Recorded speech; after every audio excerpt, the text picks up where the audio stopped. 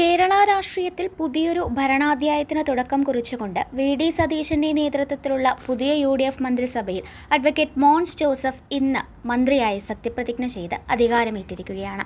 മുന്നണിയിലെ തർക്കങ്ങൾക്കൊടുവിൽ കേരള കോൺഗ്രസ് ജോസഫ് ഗ്രൂപ്പിന് ലഭിച്ച സുപ്രധാനമായ ജലവിഭവം, ഉൾനാടൻ ജലഗതാഗതം, രജിസ്ട്രേഷൻ വകുപ്പുകളുടെ അമരക്കാരനായാണ് പാർട്ടിയുടെ നിയമസഭാ കക്ഷി നേതാവും കൂടിയായ മോൻസ് ജോസഫ് ചുമതലയേറ്റത്. വിദ്യാർത്ഥി യുവജന പ്രസ്ഥാനങ്ങളിലൂടെയും നിരന്തരമായ ജനകീയ സമരങ്ങളിലൂടെയും വളർന്നുവന്ന് കടുത്തുരുത്തി മണ്ഡലത്തെ പ്രതിനിധീകരിച്ച് രാഷ്ട്രീയത്തിൽ തന്റേതായ വ്യക്തിമുദ്ര പതിപ്പിച്ച നേതാവിന്റെ മന്ത്രിപദവിയിലേക്കുള്ള രണ്ടാം വരവ് കൂടിയാണിത്.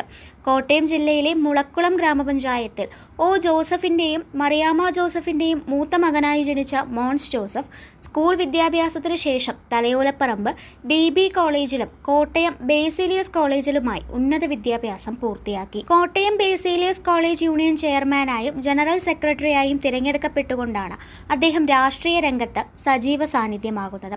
തുടർന്ന് സോഷ്യോളജിയിൽ ബിരുദാനന്തര ബിരുദവും തിരുവനന്തപുരം ലോ അക്കാദമിയിൽ നിന്ന് നിയമബിരുദവും നേടിയ അദ്ദേഹം 1995-96 കാലഘട്ടത്തിൽ കേരള ഹൈക്കോടതിയിൽ അഭിഭാഷകനായി പ്രാക്ടീസ് ആരംഭിച്ചു. കേരള കോൺഗ്രസിന്റെ വിദ്യാർത്ഥി സംഘടനയായ KSCയുടെ യൂണിറ്റ് പ്രസിഡന്റ് മുതൽ സംസ്ഥാന പ്രസിഡന്റ് വരെയുള്ള വിവിധ പദവികളും, യൂത്ത് ഫ്രണ്ട് സംസ്ഥാന പ്രസിഡന്റ്, കേരള കോൺഗ്രസ് കോട്ടയം ജില്ലാ പ്രസിഡന്റ്, പാർട്ടിയുടെ സംസ്ഥാന ജനറൽ സെക്രട്ടറി എന്നീ നിലകളിലും അദ്ദേഹം മികച്ച പ്രവർത്തനം കാഴ്ചവെച്ചു.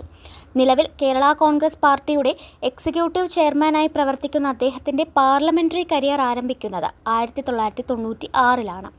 കടുത്തുരുത്തി നിയോജക മണ്ഡലത്തിൽ നിന്നും ആദ്യമായി നിയമസഭയിലേക്ക് തിരഞ്ഞെടുക്കപ്പെടുമ്പോൾ 10ാം കേരള നിയമസഭയിലെ ഏറ്റവും പ്രായം കുറഞ്ഞ അംഗമായിരുന്നു അഡ്വക്കേറ്റ് മോൻസ് ജോസഫ്. അതിനുശേഷം 2006, 2011, 2016, 2021, 2026 വർഷങ്ങളിലെ നിയമസഭാ തിരഞ്ഞെടുപ്പുകളിൽ കടുത്തുരുത്തി മണ്ഡലത്തിൽ നിന്ന് തുടർച്ചയായി വിജയം കൈവരിച്ച ഇദ്ദേഹം ഇക്കഴിഞ്ഞ തിരഞ്ഞെടുപ്പിൽ 31,000-ലധികം വോട്ടിന്റെ ഭൂരിപക്ഷത്തോടെയാണ് 6ാം തവണയും ചരിത്ര വിജയം നേടിയത്. കടുത്തുരുത്തി നിയോജക മണ്ഡലത്തിന് ചരിത്രത്തിലാദ്യമായി ഒരു മന്ത്രിസ്ഥാനം സമ്മാനിച്ചുകൊണ്ട് 2007-2009 കാലഘട്ടത്തിൽ VS അച്യുതാനന്ദൻ മന്ത്രിസഭയിൽ പൊതുമരാമത്ത് വകുപ്പ് മന്ത്രിയായി അദ്ദേഹം മികച്ച രീതിയിൽ സേവനമനുഷ്ഠിച്ചു. മന്ത്രിയായിരുന്ന ചുരുങ്ങിയ കാലയളവിൽ മുടങ്ങിക്കിടന്നിരുന്ന തിരുവനന്തപുരം നഗരവികസന പദ്ധതി, MC റോഡ് വികസനം, KSTP റോഡ് വികസനം, ദേശീയപാതാ വികസനം എന്നിവ പുനരാരംഭിക്കാനും നിരവധി റെയിൽവേ മേൽപ്പാലങ്ങളും റോഡുകളും പൂർത്തിയാക്കാനും അദ്ദേഹത്തിന് സാധിച്ചു.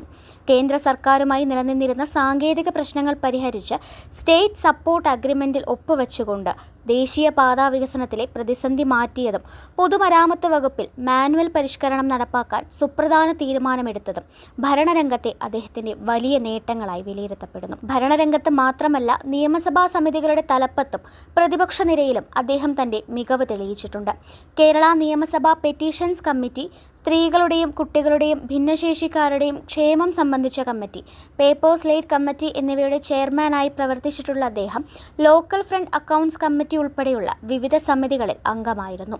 ഇതിനു പുറമെ 2021-26 കാലയളവിൽ നിയമസഭയിലെ പ്രതിപക്ഷ ചീഫ് വിപ്പായും, UDF കോട്ടയം ജില്ലാ ചെയർമാൻ, UDF സംസ്ഥാന ഏകോപന സമിതി അംഗം എന്നീ നിലകളിലും അദ്ദേഹം ഉത്തരവാദിത്തങ്ങൾ നിർവഹിച്ചു. വിദ്യാഭ്യാസ അവകാശ പോരാട്ടങ്ങളുടെ ഭാഗമായി സെക്രട്ടേറിയറ്റ് പടിക്കൽ 8 ദിവസത്തെ നിരാഹാര സത്യാഗ്രഹം അനുഷ്ഠിച്ചതുൾപ്പെടെ നിരവധി ശ്രദ്ധേയമായ ജനകീയ സമരങ്ങൾക്ക് അദ്ദേഹം നേതൃത്വം നൽകിയിട്ടുണ്ട്. കേരള ജനതയുടെ സുരക്ഷയ്ക്കായി മുല്ലപ്പെരിയാറിൽ പുതിയ ഡാം നിർമ്മിക്കണമെന്നാവശ്യപ്പെട്ട് ഇടുക്കിയിലെ ചപ്പാത്തിൽ 6 ദിവസമാണ് അദ്ദേഹം നിരാഹാര സത്യാഗ്രഹം നടത്തിയത്. കൂടാതെ റബ്ബർ വിലയിടിവിൽ പ്രതിഷേധിച്ച് റബ്ബറിന്റെ താങ്ങുവില 300 രൂപയായി വർദ്ധിപ്പിക്കണമെന്നാവശ്യപ്പെട്ട് ആയിരക്കണക്കിന് കർഷകരെ അണിനിരത്തി കടുത്തുരുത്തിയിൽ നിന്നും കോട്ടയത്തേക്ക് 2024 നടത്തിയ റബ്ബർ കർഷകർ ലോങ് മാർച്ച് കേരളം ഏറെ ചർച്ച ചെയ്ത ഒരു കർഷക പ്രക്ഷോഭമായിരുന്നു. കടുത്തുരുത്തി മണ്ഡലത്തിലെ 11 പഞ്ചായത്തുകളുടെയും സമഗ്ര വികസനത്തിനായി അനേകം കർമ്മ പദ്ധതികൾ ആവിഷ്കരിക്കുകയും പ്രധാനപ്പെട്ട സർക്കാർ ഓഫീസുകളും സ്ഥാപനങ്ങളും വികസന പദ്ധതികളും യാഥാർത്ഥ്യമാക്കുകയും ചെയ്ത അദ്ദേഹം ജനങ്ങളുടെ ഏതൊരാവശ്യത്തിനും വിളിപ്പുറത്തെത്തുന്ന മാതൃകാ ജനപ്രതിനിധിയാണ്. ജാതിമത ചിന്തകൾക്കും രാഷ്ട്രീയത്തിനും അതീതമായി ജനങ്ങളുടെ വലിയ അംഗീകാരം നേടിയെടുക്കാൻ കഴിഞ്ഞ അദ്ദേഹത്തിന് നിയമസഭാ പ്രവർത്തന മികവിനായി നിരവധി പുരസ്കാരങ്ങളും ലഭിച്ചിട്ടുണ്ട്. പാർട്ടി ചെയർമാൻ PJ ജോസഫിന്റെ നേതൃത്വത്തിൽ മുന്നോട്ട് വെച്ച വികസന ആശയങ്ങൾ ലോകമെമ്പാടും പ്രചരിക്കുന്നതിൽ നിർണായക പങ്കുവഹിച്ച മോൻസ് ജോസഫ് പുതിയ ജലവിഭവ വകുപ്പ് മന്ത്രി എന്ന നിലയിൽ കേരളത്തിന്റെ വികസന കുതിപ്പിന് കൂടുതൽ കരുത്തു പകരുന്നു. മോൻസ് ജോസഫ് എന്ന ഞാൻ നിയമം വഴി സ്ഥാപിതമായ ഭാരതത്തിൻ്റെ ഭരണഘടനയോട് നിർവ്യാജമായ വിശ്വസ്തതയും കൂറും പുലർത്തുമെന്നും ഞാൻ ഭാരതത്തിൻ്റെ പരമാധികാരവും അഖണ്ഡതയും നിലനിർത്തുമെന്നും ഞാൻ കേരള സംസ്ഥാനത്തെ ഒരു മന്ത്രി എന്ന നിലയിലുള്ള എൻ്റെ കർത്തവ്യങ്ങൾ വിശ്വസ്തയോടും മനസ്സാക്ഷിയെ മുൻനിർത്തിയും നിർവഹിക്കുമെന്നും ഭരണഘടനയും നിയമവും അനുസരിച്ച് ഭീതിയോ പക്ഷപാതമോ പ്രീതിയോ വിദ്വേഷമോ കൂടാതെ എല്ലാ തരത്തിലുള്ള ജനങ്ങൾക്കും നീതി ചെയ്യുമെന്നും ദൈവത്തിൻ്റെ നാമത്തിൽ സത്യം ചെയ്യുന്നു.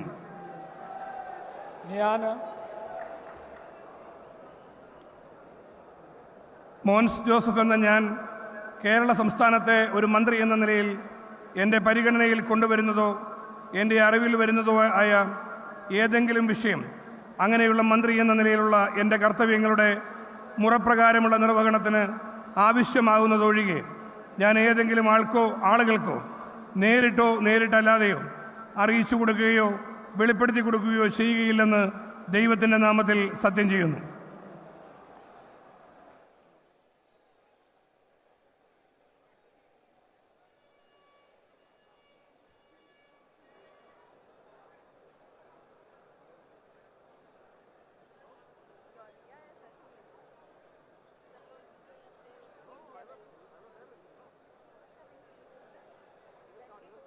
ഇന്ന് ഔദ്യോഗികമായി ഭരണം ഏറ്റെടുത്ത ബഹുമാനപ്പെട്ട ജലവിഭവ വകുപ്പ് മന്ത്രി അഡ്വക്കേറ്റ് മോൻസ് ജോസഫിന് ഹൃദയം നിറഞ്ഞ ആശംസകൾ. News desk, India mirror.